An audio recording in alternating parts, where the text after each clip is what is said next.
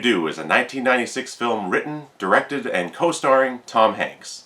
Set in 1964, it tells the story of the meteoric rise to fame of a band called The Wonders, and charts the progression of them from playing a local talent show all the way to Hollywood and potentially beyond. That Thing You Do is a movie I had actually never heard of. I picked it up just based on Tom Hanks being in it. In general, I quite like his movies, and the fact that this was his directorial debut sounded very interesting. And what I got was a very entertaining, frequently funny movie. Just a note, I understand there is a director's cut available. I know nothing about it, and what I watched was the theatrical version, so that is what I'll be talking about. The first thing that I really enjoyed was the time period. I really enjoy 50s, 60s music, but I'm by no means an expert on music history. So keep that in mind as we go along. But anyway, I think the film did a great job of evoking the era. The cars, the clothes, the hairstyles, everything about it is designed for maximum nostalgic effect. Even in me, someone who did not live through those years. And setting it in the early 60s goes a long way towards that. This is before things were getting more rebellious, more shaggy, psychedelic. So in a lot of ways, you get the impression there are a lot of holdovers from the 50s. The suits are still quite conservative, the music has the fun, up-tempo quality that reminds us why the actual songs from that time are go-to additions for many movie soundtracks. And I'll be getting to the music from this movie soon. The group themselves are all really well cast and demonstrate a variety of personalities. And the way the group, in its most popular form, is assembled was interesting. It felt like one of those real-life twists of fate that you hear about. You can picture in a music documentary a talking head saying, back when they were still a small-town band playing in a garage, their original drummer broke his arm the day before the talent show that changed everything. I'm sure there are true-to-life stories with events that have crazy little happenstances like that. But let's talk about the four men who make up The Wonders. First, there's Guy, played by Tom Everett Scott. He's the drummer, the laid-back music fan who doesn't seem to take anything too seriously. There's Jimmy, as played by Jonathan Sheikh. I'm sure I'm pronouncing his name wrong. He's the lead singer and the writer of the song that propels them to stardom. He's a little more hesitant to dive into this sudden fame so quickly. He's very serious about his music, and you can tell feels he's the real reason this group exists at all. Then there's Steve Zahn as Lenny, the girl-chasing comedian of the group. He can't believe their good fortune and wants to milk it for as long as he can. And finally, there's the bass player. Apparently he doesn't even get a name, played by Ethan Embry. He obviously was only in the group as a hobby, as he joins the Marines early on, but agrees to continue to play until he has to leave for boot camp.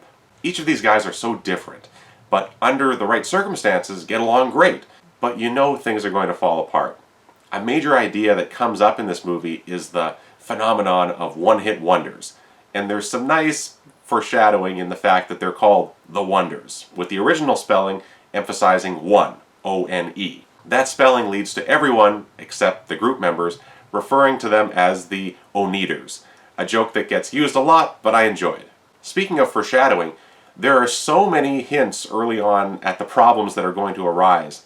So many, in fact, that not all of them even ended up coming to pass. Just a few examples of those that didn't are the drummer, who gets left out of the initial talent show performance, played by Giovanni Ribisi. I was certain it would come up later that he was bitter towards them for leaving him behind. Maybe he was going to try and take credit for their hit song, something like that. But nothing like that happened. Instead, he ends up working for Guy Patterson's father and begins spending a lot of time with the family in Guy's absence, which had me guessing we might be in for some jealousy from Guy that he's been replaced at home.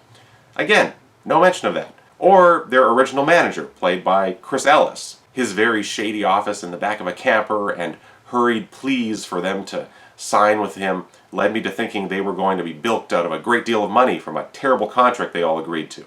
There are, however, several plot points that we get hints towards that do come to fruition. For instance, Jimmy and his girlfriend Faye, played by Liv Tyler.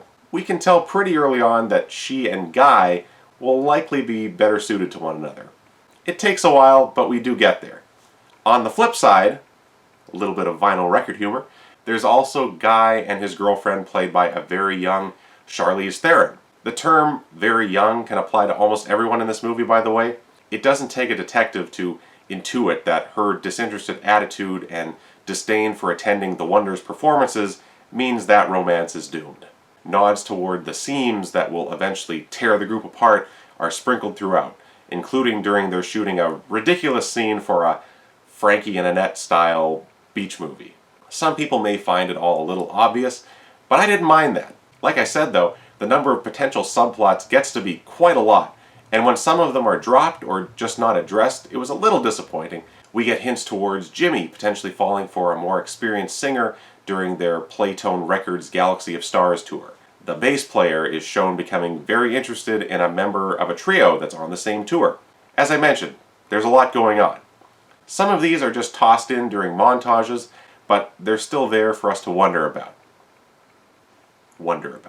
Speaking of the Galaxy of Stars tour, that is all arranged once they leave their original manager and sign on with Playtone Records, represented by none other than Tom Hanks. I have nothing to base this on, but I'm curious if Tom Hanks' involvement with this movie had any bearing on his being cast in Elvis as Colonel Parker.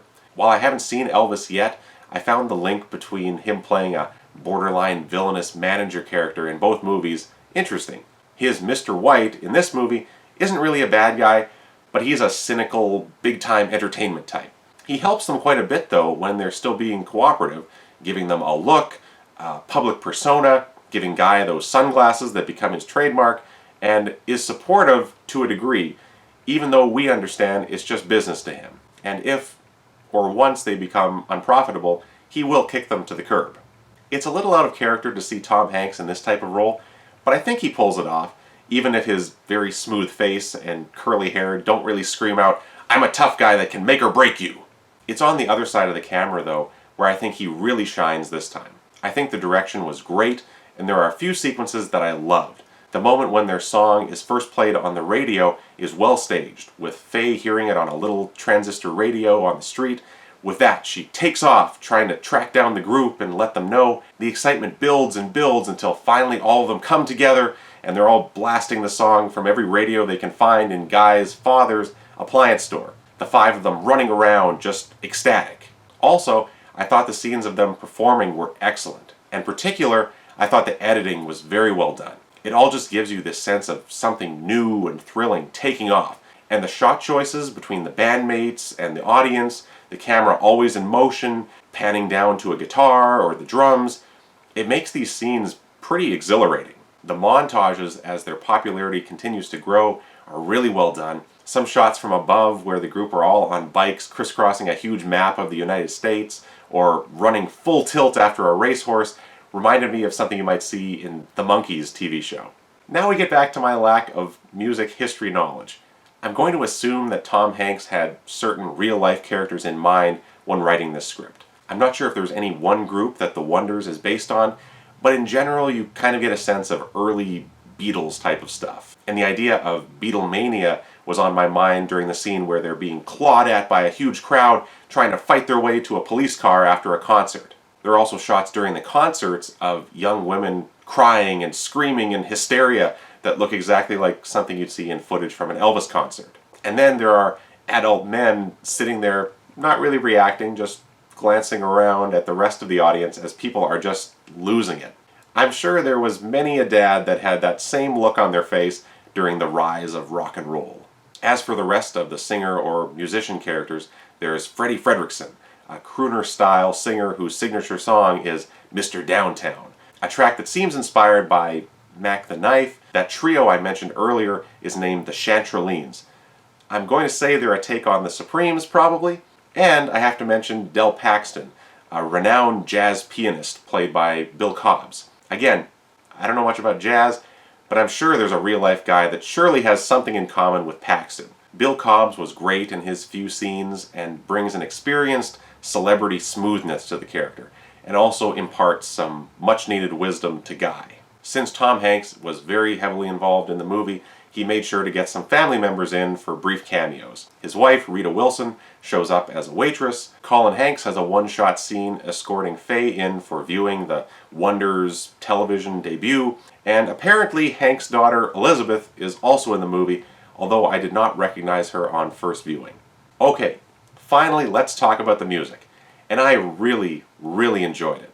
I would assume there's a certain amount of pressure when writing a song that's supposed to be seen as something that took the country by storm.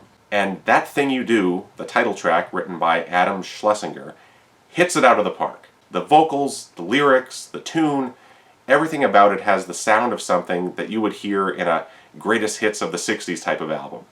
Judging by the wall of DVDs and Blu-rays behind me, it should come as no surprise that I also collect CDs as well, and if they slipped this song into the mix on one of them, I wouldn't be able to tell it was recorded in the 90s. And making sure it sounds authentic and catchy is important, but what's maybe most important is ensuring that the audience doesn't get sick of it, because we hear the song about 24 times it feels like, and each time I enjoyed it. That's pretty great writing. I can definitely picture myself listening to that song more going forward, but besides that, there are plenty of other original songs that we hear pieces of, whether that be from the Wonders themselves or any of the other musicians that turn up. And I can't really complain about any of them, other than the song that plays over the opening credits. Lovin' You Lots and Lots will likely not become a favorite of mine. One last thing. I think a lot of filmmakers would have taken the story of a newly formed band exploding in popularity, and within it, demonstrate the myriad of vices that a lot of music groups get involved with. But Tom Hanks avoids that. I would assume intentionally. There are other films out there that have gone a grittier route. Instead, what we get is a pretty wholesome, sweet story that a family can enjoy together, and I really appreciated that. So, if That Thing You Do slipped under your radar like it did mine, you should check it out. It's a lot of fun, although admittedly the best and most memorable parts are in the first 2/3. The movie slows down a bit in the last act and loses some of that sense of fun that the first part has so plentifully, but it's still a great watch. I think it needed that change of gear to have that grounding lesson of coming back down to earth and appreciating the little things in life. I recommend it. Thanks for watching my review. If you enjoyed it, please consider visiting my channel, Hildebrand Productions. And if I know you, you're doing that thing you do. Adios for now.